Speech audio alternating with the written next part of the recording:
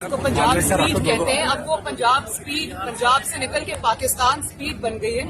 اور مجھے پوری امید ہے انشاءاللہ تعالی شہباز شریف جیسا ایڈمنسٹریٹر، ان جیسا وزیر اعظم جو صلاحیتیں ان میں ہیں، جس طرح وہ محنت کرتے ہیں، جس طرح وہ 5 بجے اٹھ کے اپنے کام پہ آ جاتے ہیں اور رات گئے تک کام کرتے رہتے ہیں،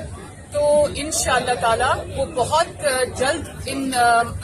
جو بھی چیلنجز ہیں ان پہ قابو پا لیں گے اور انشاءاللہ پاکستان کے عوام کو گورننس میں اور باقی سب معاملات میں بہتری میڈم یہ بتا دیں کہ پنجاب میں آئینی بحران جاری رہا، اس کو آپ کس طرح دیکھتی ہیں اور آج بھی زبردستی نے بھیجا گیا؟ دیکھیں، پاکستان پنجاب کے اندر جو انہوں نے کیا، جو انہوں نے پہلے نیشنل اسمبلی میں کیا،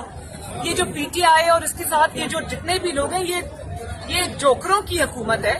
یہ جوکر لوگ ہیں. ان کو مطلب جس طرح سے انہوں نے